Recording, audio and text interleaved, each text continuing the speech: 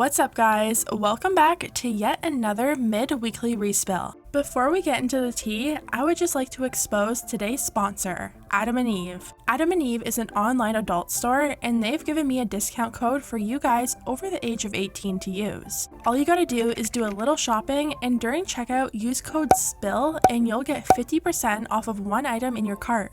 Adam & Eve are also offering free shipping to the US and Canada, so I know all my fellow Canadians that normally get stuck paying like $20 shipping are going to be very happy about that one.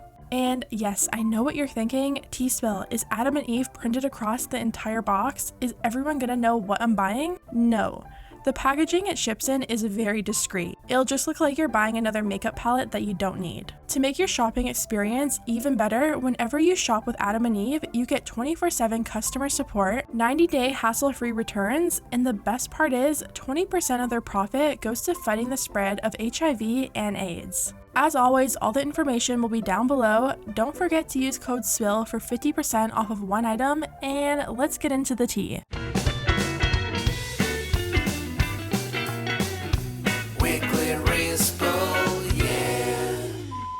So, we gotta talk about NIKKIE Tutorials' newest video. NIKKIE posted a video titled "Scammers Use Me to Advertise Fake Makeup." And as soon as I saw it, I knew it was going to be interesting to say the least. In this video, NIKKIE talked about how these random brands will take clips of her testing product and use it as advertisement for their own brand. Guys, I literally see this happening all over the internet, especially on TikTok. I've seen NIKKIE Tutorials, Kathleen Lights, Tati Westbrook, and many other beauty gurus being used for fake ads on TikTok. Then you'll go on the website and it's some random brand that's made in China with no reviews and no information. Honestly, the main person I see this happening to is NIKKIE Tutorials, so it's no surprise at all that she's had enough and is finally calling these brands out by name. The first brand NIKKIE calls out is Miss Rose Makeup Fixer. They took a video of NIKKIE using a setting spray and then going swimming and her makeup staying perfectly intact. In reality, NIKKIE has never used a setting spray by this brand before and it was actually by Huda Beauty. NIKKIE then showed another ad for a foundation. They were claiming NIKKIE was using their product when in reality, she definitely wasn't. Well, NIKKIE decided to order the foundation and test it out for herself. The color she got did end up running a bit on the pink side, but she said the coverage was beautiful and it looked amazing on the skin. Until it literally started burning off her cheeks and she had to call her manager and he told her to remove it ASAP. So yeah, I think this goes to show you how dangerous it is for companies to take images from trusted influencers and claim they're using products that they've never heard of before. Like, imagine if you bought this thinking NIKKIE Tutorials endorsed it and it ended up burning your face. That would look so bad on NIKKIE and it might even make you lose trust for her. I decided to do my own research on this brand and it turns out it's just a generic private label brand and companies buy it off of AliExpress for $1 and then sell it for $20. So yeah, please stay far away from brands that do things like this. Yes, another Jeffree Star story. This week, Jeffree posted a photo to Instagram that showed him with what seems to be his new boyfriend. The caption said, "Thankful for all the blessings God has brought into my life this year." Now, let me tell you, when I say people lost their shit at this photo, I truly mean people lost their shit. At first, Jeffree didn't show this person's face, but since the tattoos were shown, it didn't take too long for gossip pages to find out who it was. After word kinda got around, Jeffree got a bit more comfortable with actually posting who this guy was and started showing him off on Snapchat and Instagram. Well, cue the drama because this guy's ex-girlfriend is speaking up about Jeffree's relationship with her ex. She tweeted, "My ex on the shade room for Jeffree Star is not how I plan to start my day." Then people started speculating that maybe this guy was with Jeffree purely for money. Some people even think Jeffree is paying this guy to pretend to be his boyfriend just to get people talking. Jeffree responded to those rumors on Twitter saying, "I know it's devastating news for some people, but I don't give money to anyone I'm dating or anyone who is me. Work on your own insecurity, sis. I'm not the problem. Worry about how to pay your own bills, not who's in my Thank you. God bless upper management." This situation got really messy because apparently Jeffree's new man has a kid with his ex that's been speaking out about his new relationship. Now, I just want to quickly talk about something. There's been a lot of fake pages going around of this guy's ex-girlfriend asking for donations and saying some low-key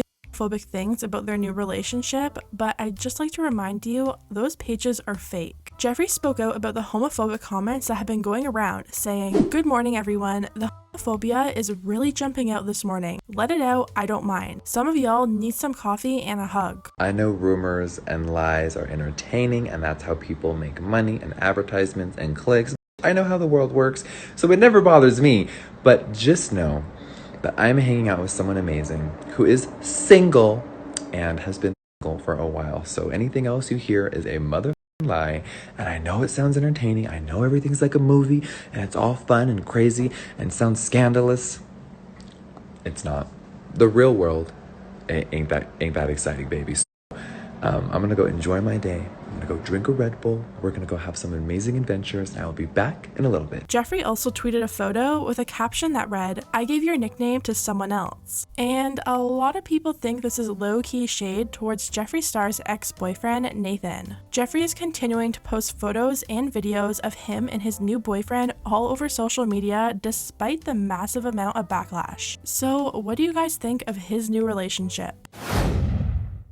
This week, Trisha PAYTAS posted a video unboxing Jeffree Star's new makeup collection. And I know what you guys are thinking because I was thinking it too. Like, Trisha, didn't you say Jeffree talked bad about you on a trip earlier this year? Weren't you hurt by what he said? I was confused, but Trisha kind of talked about what's been going on in this video. She says she hasn't spoken to Jeffree in a long time now, even though he has reached out to her multiple times to apologize for how he treated her on their trip to Vegas earlier this year. If you guys are a bit lost, one of Jeffree Star's ex-friends leaked text messages to Trisha where he tells her Jeffree was talking badly about her to everyone once she left the hotel room on that trip. Trisha ended up going home early and she never mentioned anything online because she knew the power Jeffree had. She knew his fans were intense and knew she would ultimately be the one getting cancelled if she spoke up. In this new video, Trisha says she still supports Jeffree as a person because she's never experienced anything evil from him, but admits she's dealt with mean girl shit from him. Trisha jokes around and says she's kind of upset she wasn't included in the promo for this palette, but she says it's probably because Jeffree low-key hated her then. I gotta say, Trisha does an amazing job at giving backhanded compliments. She made multiple comments on the quality of the palettes not being as good as previous palettes. She said it doesn't feel like a Jeffree palette and said maybe Jeffree was going for something less expensive and a cheaper option because of COVID, which is actually really funny because the palette is $62 and definitely isn't one of his lower price palettes. A lot of people in the comments picked up on this too, saying, "I smell major passive aggressiveness." When she's talking about the quality and saying maybe this is more inexpensive because of COVID and everyone is struggling, yet it's the most expensive collection yet, tea. Trisha also makes a comment towards the end of her video saying if you believe in second, third, fourth, and fifth chances, then go ahead and get the collection. While we're also on the topic of Jeffree Star, let's talk about the launch of his new palette. If you guys have been following Jeffree for a while now, you'll know a lot of his new collections sell out very quickly. There have been many times in the past where his entire website has pretty much shut down because there's been too much traffic and too many people trying to check out all at once. Well, a lot of people have been noticing that Jeffree didn't have that problem this launch. At the time of recording this, it looks like the whole collection isn't sold out yet, and the only product that actually is the mirror.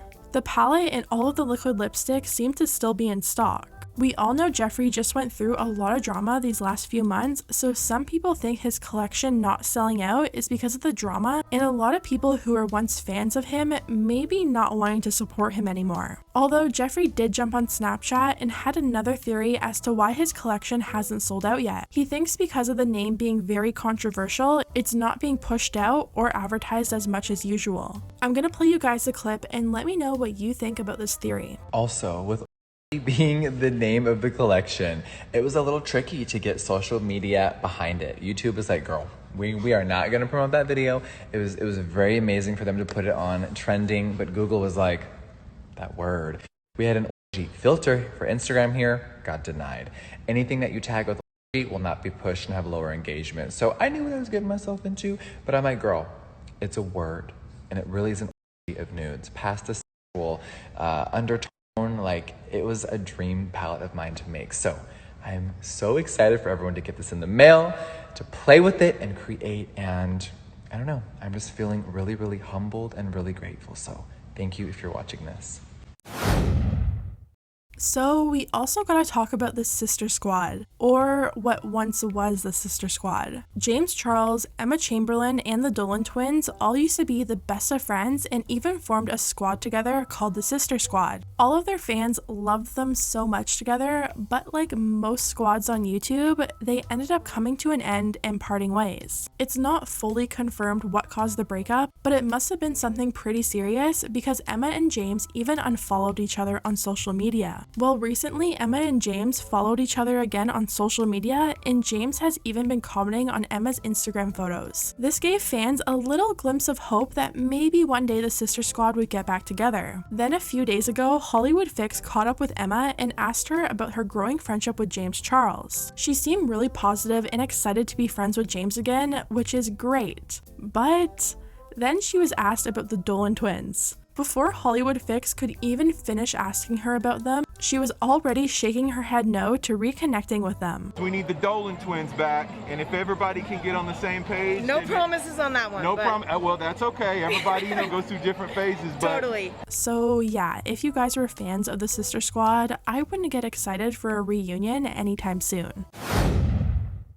So we gotta talk about Jaclyn Hill. Well, actually Jaclyn Hill's makeup brand, Jaclyn Hill Cosmetics. We all know how excited Jaclyn was to launch her very own brand after working on it for years. Unfortunately, her first launch of the lipsticks didn't go too well, and that's putting it nicely. Her lipsticks were a complete disaster, which is actually pretty sad because they were really pretty. Jaclyn then went on to drop a highlighter collection. Now, I never got the chance to buy her highlighters, but from what I saw online, people really loved them and they were a huge hit. Earlier this month, Jaclyn actually announced that she was in the lab and working on more products for Jaclyn Hill Cosmetics. Ironically enough, a week after Jaclyn announced that she's been working on new products, a company called Forma came out and announced that they're kinda behind Jaclyn Hill Cosmetics, Morphe, and Morphe 2.